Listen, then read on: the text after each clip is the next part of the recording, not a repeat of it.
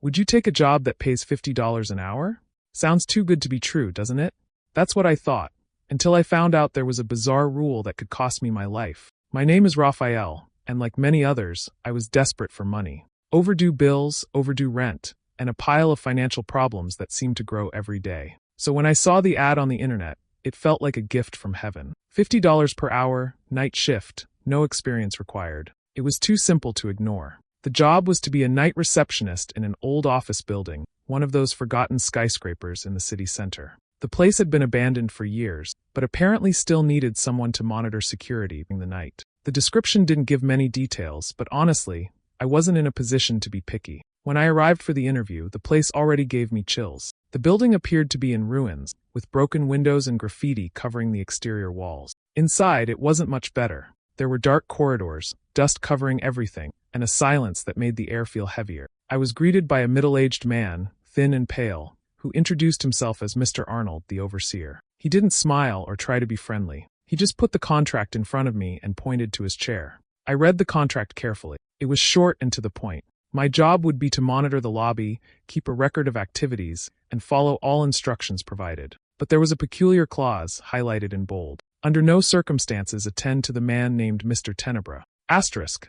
I tried to ask Mr. Arnold what that meant, but he just shook his head and said, "Just do what you were asked, and you will be safe." He handed him a small notebook with detailed instructions, turned around, and disappeared into one of the hallways before I could ask anything else. My curiosity was instantaneous, but the need for money was greater. I signed the contract and started that same night. Little did I know that I was entering something much darker than I could have imagined. My first night started with a mixture of excitement and discomfort. The lobby of the building was almost completely empty, except for a few scattered chairs, an old reception desk, and a wall clock that seemed to be a few minutes late. The silence was absolute, the kind of silence that makes you hear your own thoughts as if they were screams. After a few hours, I began to explore the environment hesitantly. The light was dim, and every corner seemed darker than it should be. Despite being alone, I couldn't shake the feeling that I was being watched. It was as if invisible eyes followed me at every step.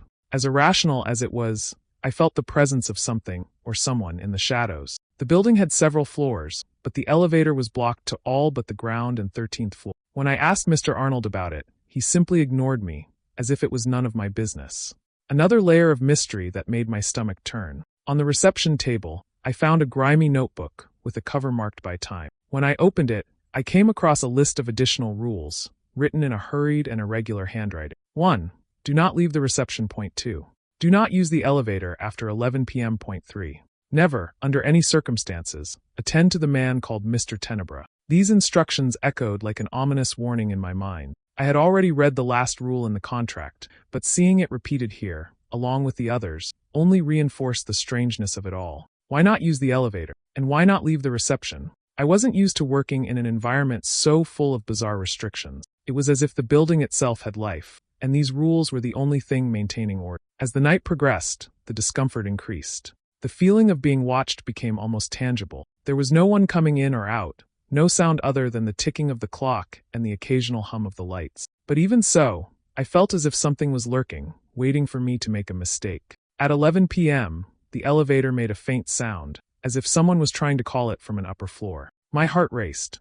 I remembered the second rule. Do not use the elevator after 11 p.m. I tried to ignore the sound, but it continued, insistent, as if something or someone was trying to attract me. At that moment I realized that, in this job, following the rules was not just a matter of discipline. It was a matter of survival. At 10:30 p.m., something broke the oppressive silence of the lobby. The landline phone on the reception desk rang, its sound echoing through the empty space like a scream. I jumped, my heart racing. Who could be calling at this hour? There was no one else in the building, and I wasn't waiting for calls. I took a deep breath and answered, trying to stay calm. Reception, Raphael speaking, I said, my voice more trembling than I would like. On the other side, there was no response. Just silence, followed by something even more disturbing, heavy breathing. It was slow, deep, as if someone was very close to the phone, but didn't want to talk. I felt a shiver run down my spine. Hello?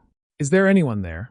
I tried again, but the breathing continued, louder and louder. Then, without warning, the call was cut off. I stood still for a moment, the phone still in my hand, trying to process what had just happened. I decided to check the security cameras. The main screen showed various angles of the building, The lobby, the corridors, the entrances. Everything seemed normal. But then something caught my attention. The elevator was moving. He descended slowly, the indicator light marking the floors as he approached the ground floor. That didn't make sense.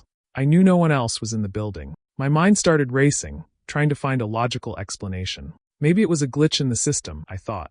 But as I watched, I noticed something even stranger. The elevator was empty. The interior cameras showed the cabin completely deserted, but he kept descending as if someone had called him. When the elevator finally reached the ground floor, the doors slowly opened. I waited, holding my breath, hoping to see someone leave. But there was no one. Only the emptiness of the corridor illuminated by flashing lights.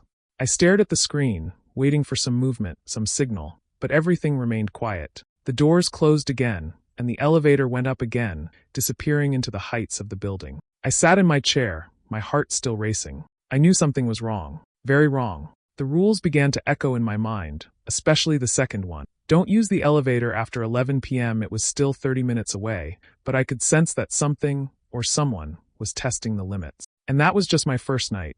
The clock was 10:45 p.m. when the phone rang again. This time, I wasn't so scared, but my heart still raced. After the first call, any sound in the building seemed charged with a darker meaning. I picked up the phone with trembling hands and brought it to my ear. Reception, Raphael speaking, I announced, trying to keep my voice steady. This time, there was an answer. A masculine voice, deep and cutting, that seemed to pierce the silence around me. Good evening, he said slowly, each word laden with an unsettling weight. Can I talk to Mr. Tenebra?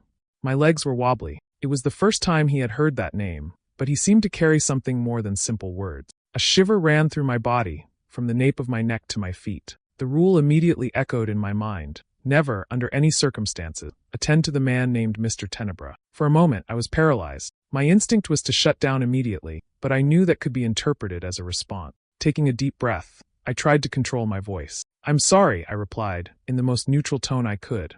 That person is not here. There was a silence on the other end of the line. Not an empty silence, but one that seemed filled with something alive, something waiting. Then the voice spoke again, now slower, almost like a whisper. Are you sure?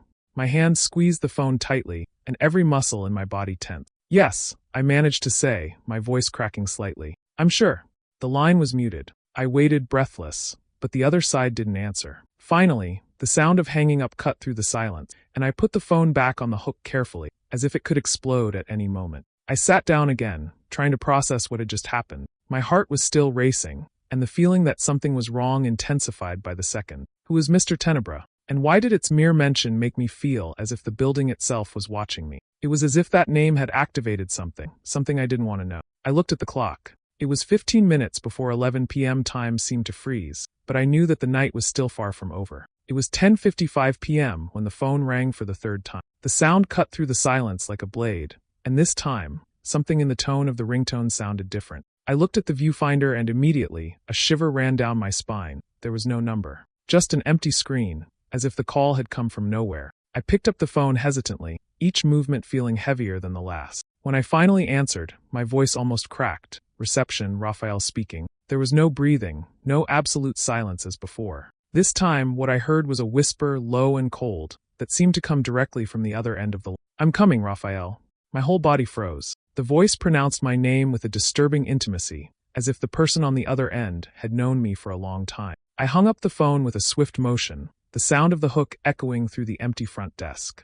My heart pounded in my chest, and my mind refused to believe what I had just heard. On an impulse, I turned to the monitor of the security cameras. The screens showed the same angles as before, the lobby, the corridors, and the elevator. Everything seemed normal at first glance. But then, something on the hallway screen caught my eye. A shadow. She was there, standing in the middle of the hallway, indistinct and human in shape, but with no visible detail. There was no face, no clothes, just the silhouette of someone or something. Before I could convince myself that it was just a camera glitch, the shadow started moving. Slowly, erratically, but getting closer. My breath caught when I noticed another terrifying detail. The shadow had no reflection on the glass along the hallway. The windows and mirrored surfaces remained empty, as if the thing simply did not exist in the physical world. But I could see her, and she was coming towards me. Every second felt like an eternity as I watched. What was that? Why were you coming here? My mind was racing, trying to remember the rules, trying to find some kind of guidance, but nothing made sense. I looked at the clock. 10:59 p.m. 1 minute to 11 p.m. 1 minute to make it even worse. The clock finally struck 11 p.m., and with that came an almost palpable change in the environment. The air seemed heavier, denser, as if something invisible had filled every corner of the lobby. I was sitting, frozen, my eyes fixed on the camera monitor, but now, even the screen seemed distorted, as if a shadow was passing behind the images. At 11:01 p.m., a sound I feared I heard echoed through the building, the ringing of the elevator. He was descending again. The control panel at the front desk showed the number of floors slowly changing one by one. My heart was beating so hard it seemed to fill my ear. There was no way anyone could be there. The building was empty. I knew that. But even so, the elevator continued its slow and methodical descent. When he finally reached the ground floor, the doors squeaked open, revealing the empty interior. At least, that's what it seemed. I stared blankly at the open doors, waiting for something or someone to come out, but again nothing happened. The elevator remained there, like a silent but disturbing invitation. So the steps began. First soft, almost imperceptible, but soon growing in volume. The sound echoed through the lobby, as if someone, or something, was walking slowly toward me. I looked around, trying to find the source of the sound, but there was no one. Only the empty chairs and the shadows that seemed to grow by the second. The feeling of being watched became unbearable. The air felt like it was draining from the room, and my chest began to tighten. It was as if something invisible had filled the space, choking it, making it impossible to breathe. I stood up, trying to ignore the sound of footsteps that kept coming, approaching, echoing, even though I couldn't see who or what was doing them. I looked at the elevator again. The doors were still open,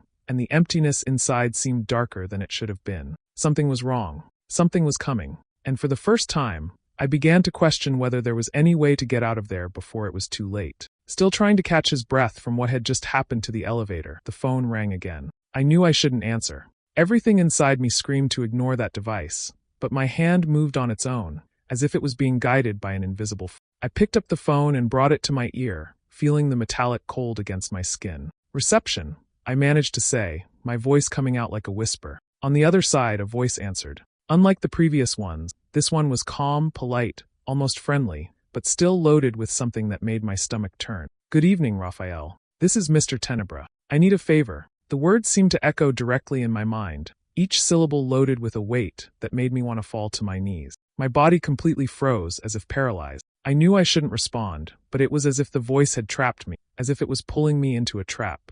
I mustered all the strength I had left, and with a sudden movement hung up the telephone. The sound of the hook hitting was like a gunshot, and the silence that followed was even more terrifying. For a moment, I thought I was safe, but then the lights started flashing. The fluorescent lamps above me flickered on and off erratically, casting dancing shadows across the lobby. Each time the light flickered, it seemed that the shadows got longer, closer. It was as if I was moving between the flashes of light, something I couldn't fully see, but I felt the presence. The air only worsened, and the feeling of being watched intensified. I looked around, trying to find some sign of what was happening, but all I saw were the shadows growing, stretching like claws towards the front desk. I knew I had made a mistake. Answering that call was the first slip, and now I was paying the price. The phone fell silent, but the presence of that voice still echoed in my mind. Who was Mr. Tenebra, and what did he want from me? One thing was certain, I was no longer safe. Not as long as the lights kept flickering and the shadows kept moving. The lights were still flickering, and the lobby seemed to have changed. The shadows continued to move, almost dancing, as I tried to regain control of my breathing. It was then that I heard the footsteps once again. Steady, controlled footsteps, which echoed across the marble floor, cutting through the jagged sound of the... I turned slowly, my every move charged with apprehension. One of the guards appeared, coming out of a side corridor. He was tall and sturdy, wearing the dark gray uniform I had seen briefly at the beginning of the shift. There was something unusual about him. His movements were precise, almost mechanical, as if they didn't belong completely to a human being. But his expression seemed genuine, or at least close to it. "Is it okay around here?" he asked, his voice calm but charged with a neutrality that made my skin crawl.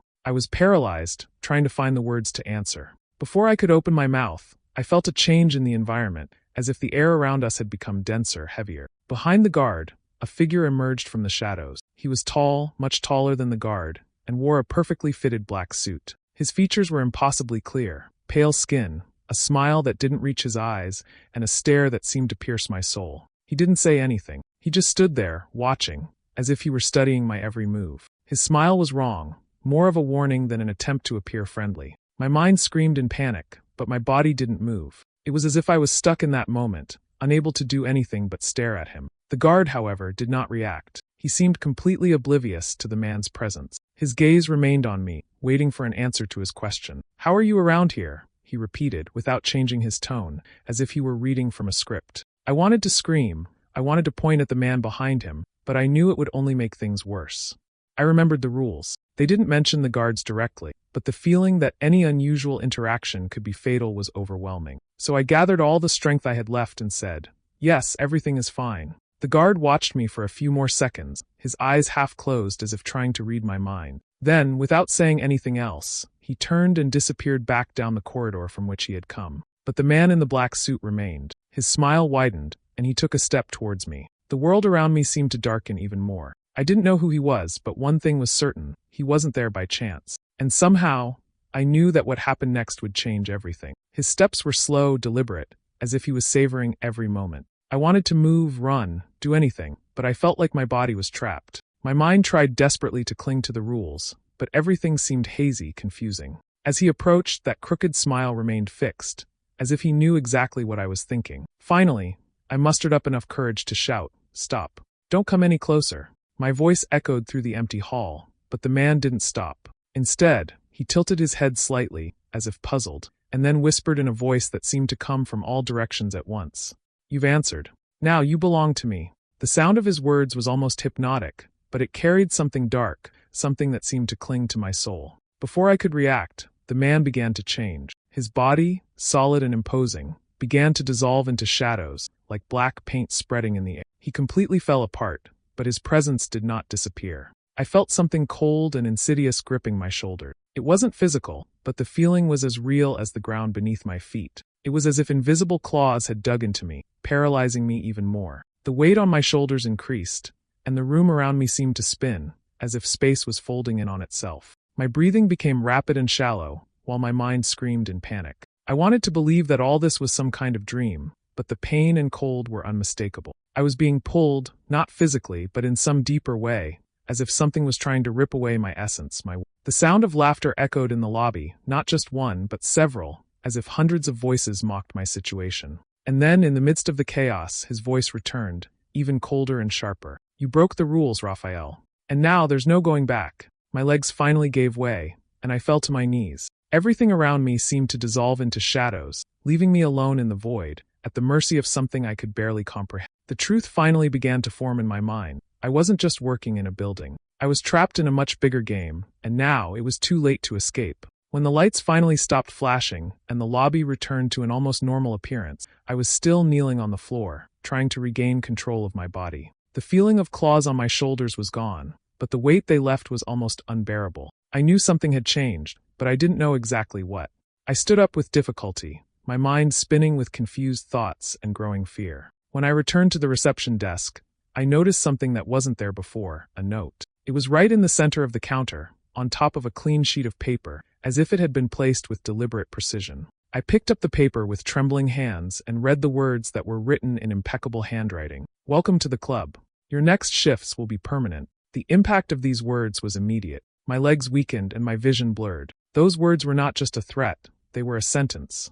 I knew deep down what that meant, but I refused to accept it. Holding the note, I looked around frantically, as if hoping to find someone or something that could give me an explanation. It was then that I decided I needed to leave. No matter how, I had to leave that place. I walked to the front door, my breath short and quick. When I put my hand on the doorknob, a feeling of dread washed over me, but I forced my body to continue. I turned the handle and pushed the door open, feeling the cold night air touch my face. I took a step outside, but something was wrong. The air felt different, heavier. When I looked around, the world outside was in complete darkness, as if the building was floating in the void. I took another step, but instead of stepping out onto the sidewalk, I realized I was back at the front desk. I looked around, confused and terrified. The reception table, the chairs, the clock on the wall, everything was exactly as before. It was as if I had never left. I tried again, running for the door, but the result was the same. Each time I crossed the exit, I ended up back at the starting point, stuck in an endless cycle. My heart was racing,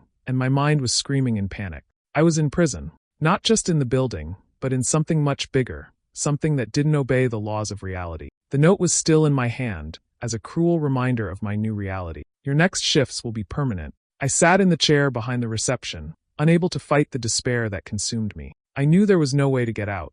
This place was now my prison, my punishment. And as the clock ticked the start of a new shift, I realized that the night was just beginning. If one day you're offered an easy, absurdly well-paid job, do more than ask what they're paying. Ask what they're charging. Because sometimes the true price is not measured in money. It's measured in pieces of you that you can never get back. If you like this video, don't forget to like, comment, and subscribe to the channel. Your participation is essential for us to continue bringing more stories like this. Activate the bell so you don't miss the next videos, and remember, sometimes the mystery is closer than we think. See you next time.